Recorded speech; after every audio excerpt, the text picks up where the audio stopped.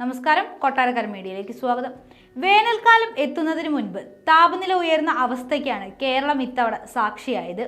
നിലവിൽ സംസ്ഥാനത്ത് എല്ലാ ജില്ലകളിലും പതിവിൽ കൂടുതൽ ചൂടാണ് അനുഭവപ്പെടുന്നത്.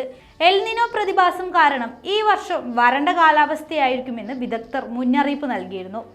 ഇത്തവണ വേനലിലെ ചൂട് ഫെബ്രുവരിയിൽ തന്നെ തുടങ്ങി. മിക്ക ജില്ലകളിലും ശരാശരി 30 ഡിഗ്രിക്ക് മുകളിലാണ് പകൽ സമയത്തെ ശരാശരി താപനില. ഉയർന്ന താപനിലയിൽ വർധനവാണ് പലയിടത്തും രേഖപ്പെടുത്തുന്നത്. എൽ നിനോ പ്രതിഭാസമാണ് ഇത്തവണ ചൂട് വർദ്ധിക്കലിന് കാരണമെന്നാണ് നിഗമനം. പസഫിക് സമുദ്രോപരിതലം ചൂടുപിടിക്കുന്ന പ്രതിഭാസമാണ് എൽ നിനോ. അപ്രവചനീയമായ കാലാവസ്ഥാ വ്യതിയാനമാണ് എൽ നിനോ കാരണം ഭൂമിയിൽ ഉണ്ടാകുക.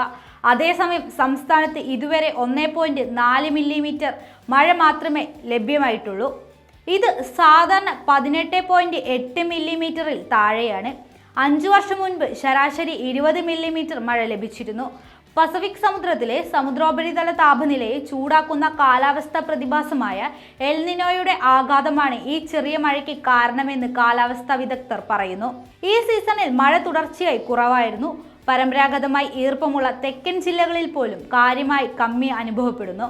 കേരള സ്റ്റേറ്റ് ഡിസാസ്റ്റർ മാനേജ്മെന്റ് അതോറിറ്റിയിലെ കാലാവസ്ഥാ നിരീക്ഷകൻ രാജീവൻ എരിക്കുളം ഇങ്ങനെ പറഞ്ഞു: കോട്ടയം, കൊല്ലം എന്നിവിടങ്ങളിൽ സാധാരണയായി മാർച്ചിൽ ഏറ്റവും കൂടുതൽ മഴ ലഭിക്കാറുണ്ട്. എന്നാൽ ഇത്തവണ അവ ഗണ്യമായി കുറഞ്ഞു.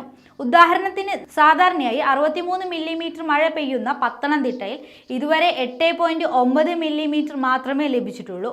എറണാകുളത്ത് 5 വർഷത്തെ ഏറ്റവും ഉയർന്ന 40 മില്ലിമീറ്ററിനെ അപേക്ഷിച്ച് 6.4 മില്ലിമീറ്റർ മാത്രമാണ് മഴ ലഭിച്ചത്. എൽ നിനോ പ്രതിഭാസം നിലനിൽക്കുന്ന സാഹചര്യത്തിൽ കടലിന്റെ ഉപരിതലത്തിലെ ചൂട് ഉയർന്നിരിക്കുന്നതിനാലാണ് കരയിലും ചൂട് കൂടുന്നത്. അടുത്ത വർഷത്തോടെ എൽ നിനോ പ്രതിഭാസത്തിൽ കുറവ് വരുമെന്നും ക്രമേണ സാധാരണ നിലയിലേക്ക് മാറുമെന്നും കാലാവസ്ഥാ വകുപ്പ് പ്രവചിക്കുന്നു.